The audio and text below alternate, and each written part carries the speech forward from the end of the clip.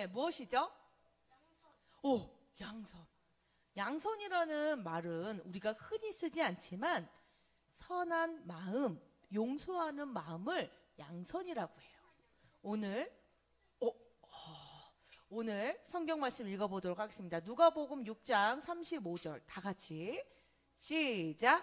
오직 너희는 원수를 사랑하고 선대하며 아무것도 바라지 말고 꾸어주라.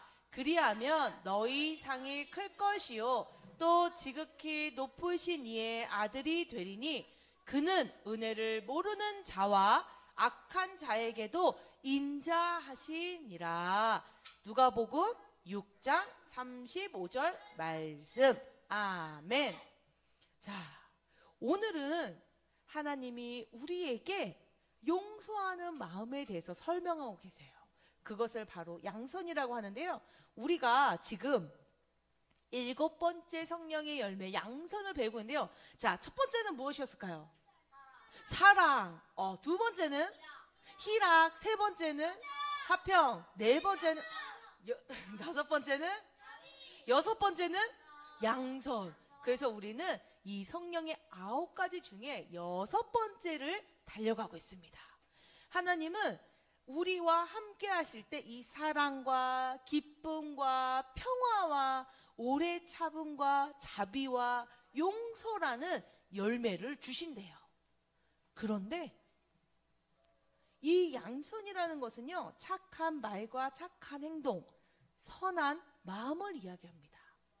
나는 손해를 보더라도 이웃과 형제를 유익하게 하는 것을 선택하는 것, 그게 하나님이 기뻐하신다는 거예요. 세상에서는 어떨까요? 눈에는 눈, 이에는 이. 나 한 대 때렸어. 한 대 더 때려주고, 네가 나를 욕했어? 나는 더 심하게 욕해줄 거야. 나한테 1,000원 껐어. 너 내놔. 너 이자 붙여서 2,000원 내놔. 이러는 게 사실은 보통의 일이에요. 근데 성경에서는 그런 세상의 기준이 아닌 하나님의 기준으로 살라고 이야기하고 있습니다. 볼까요? 자, 아까 말씀에서도 나왔는데 이 친구 누굴까요? 요셉입니다.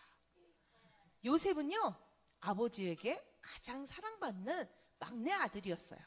물론 그 뒤에 막내 동생이 하나 더 태어나긴 하지만 이 요셉이 아버지와 같이 사는 동안에 가장 사랑받는 아들이었어요. 아버지가 요셉을 얼마나 사랑했냐면 그 시대에 아주 입기 힘든 알록달록한 색동 옷을 입히면서 이 아들을 귀하게 여겼어요. 그런 모습을 시샘한 형들이 그 어린 요셉을 꼬셔서 들판으로 데려갑니다. 민성아, 들판에 밤이 되면 뭐가 나타날까? 자, 형들은 요셉을 죽이기로 마음먹어요. 그래서 요셉의 채색 옷을 찢고 요셉을 구덩이 안에 밀어넣습니다. 그리고 밤이 되고 굶어 죽거나 들짐승이 와서 잡아먹거나 어떻게든 이 막내 동생을 없애려는 생각을 하게 돼요. 그러던 중에 이 노예상이 지나가는 길에 이 요셉을 팔아넘깁니다. 아버지에게 사랑받고 집에서 귀한 아들로 자라다가 요셉은 형들에 의해서 노예로 팔려가는 신세가 돼요. 그 뒤에 요셉의 인생은 어떻게 되었을까요? 넘겨주세요. 그런데 요셉은 하나님을 사랑하는 자였어요. 요셉은 자신의 인생을 하나님께 맡긴 자였어요. 요셉은 자신의 삶이 하나님에 의해서 운행되고 있다는 것을 알고 있는 자였어요.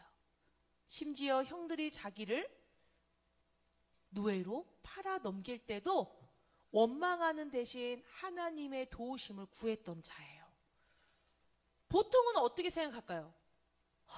이 형들이 나를 말이야, 이 노예상에 팔아버리고 내가 죽여버릴 거야, 이러지 않겠어요? 또는 난 재수가 없어, 어쩌다가 형들한테 미움을 사가지고 나 이러다 인생 끝났어, 이러지 않겠어요? 근데 요셉은 그 노예의 삶 속에서도 최선을 다했다고 성경에서 이야기해요.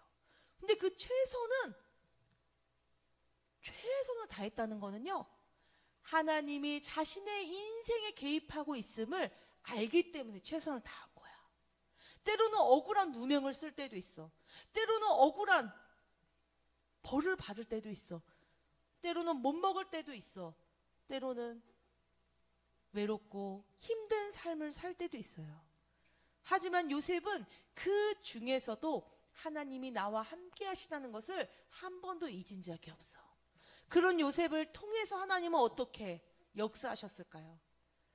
도저히 상상할 수 없는, 노예에서 신분을 상승한다는 것은 있을 수 없는 그 시대에 요셉은 이집트의 총리까지 올라가는 역사를 이루십니다. 하나님의 역사는요, 사람의 생각으로는요 담을 수가 없어요. 그러니까 하나님이지. 하나님의 일은요, 사람의 계획으로는요 도저히 알 수가 없어요. 그러니까 말씀으로 천지를 지으신 하나님이지. 우리가 다 하나님이 이럴 거야, 하나님이 이렇게 해주겠지, 이렇게 안다면 하나님이 아닙니다. 우리는 하나님의 뜻을 다 알 수 없어요. 어떨 때는 하나도 알 수 없을 때가 있어요.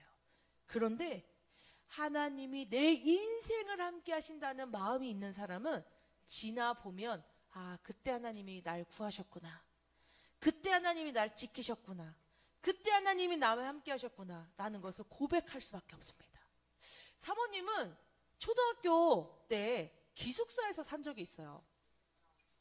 기숙사가 뭐냐면 집에서 나와서 따로 이렇게 학교 같은 곳에서 다른 친구들하고 사는 거예요.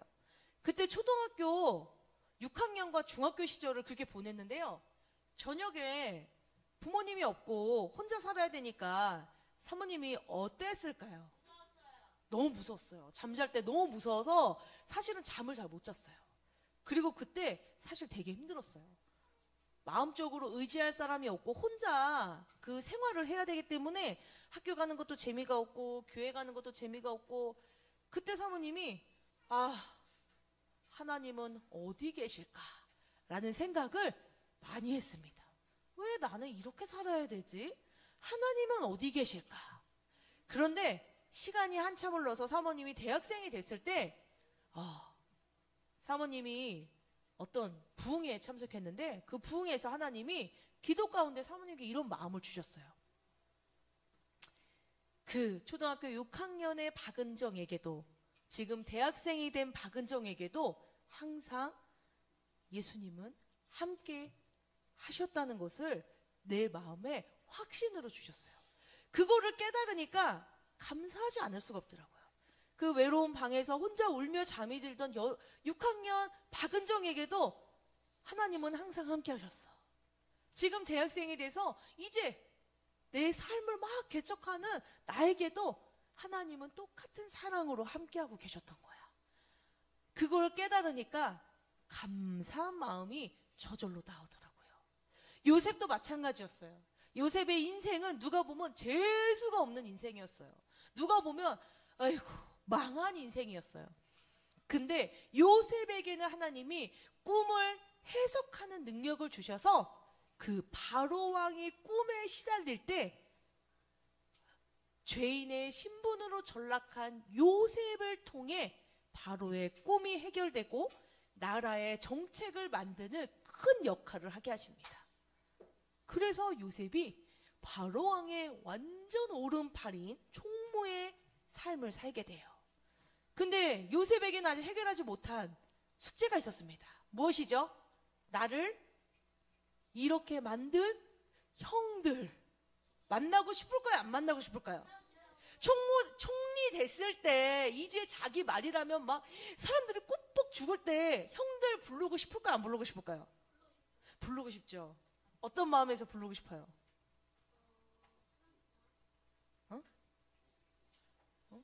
가만두지 않을 거야. 내가 이렇게 부자가 됐는데, 이런 마음이었을까요? 진짜 하나님은 이 흉년을 통해서 형들이 이 이집트에 곡식을 찾으러 오는 기회를 만드십니다.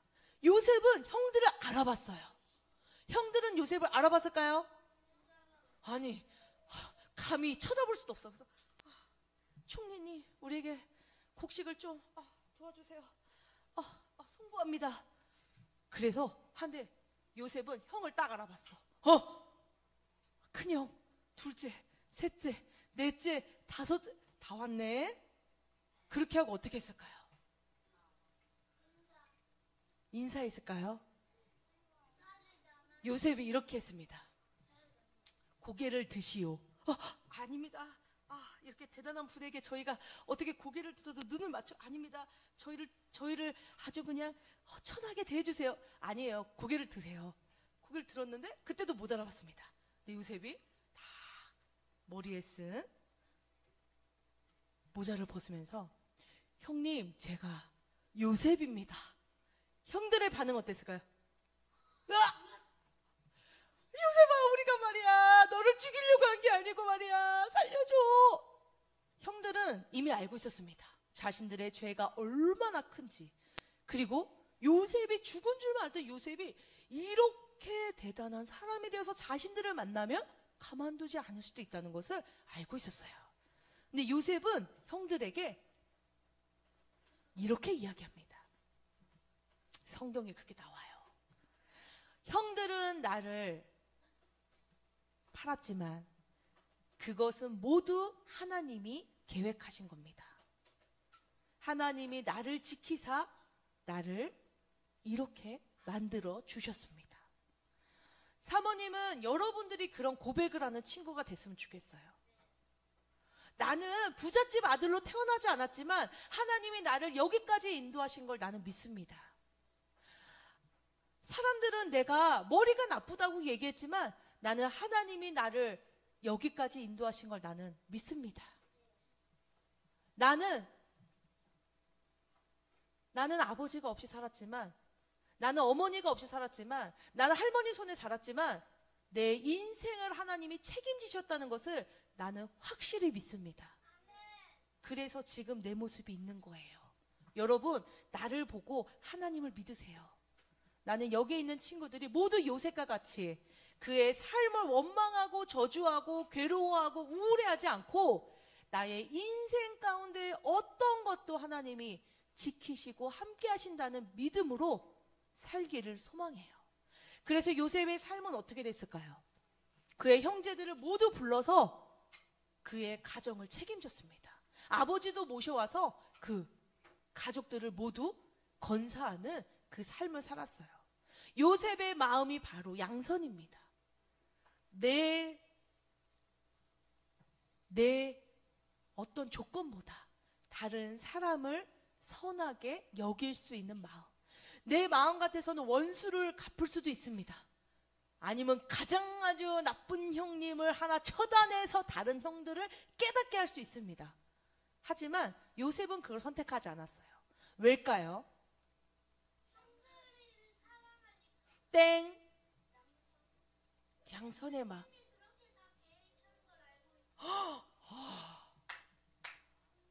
너무 정답이에요.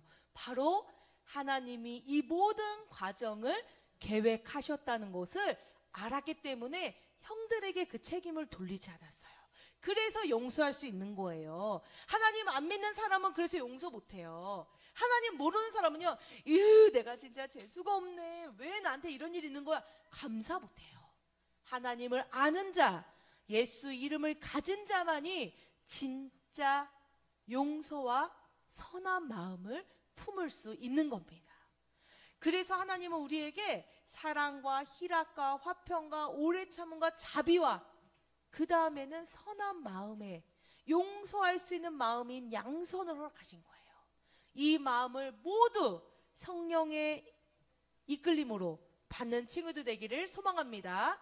예수 그리스도의 은혜와 하나님 아버지의 극진하신 사랑과 성령의 감화, 감동, 치유, 회복, 세워주심의 은혜가 이 시간 양선의 열매를 맺고 축복의 자녀로 예수 그리스도의 사람으로 살아가기로 다짐하는 우리 모든 친구들 가운데 지금부터 영원토록 함께하기를 축원하옵나이다. 아멘.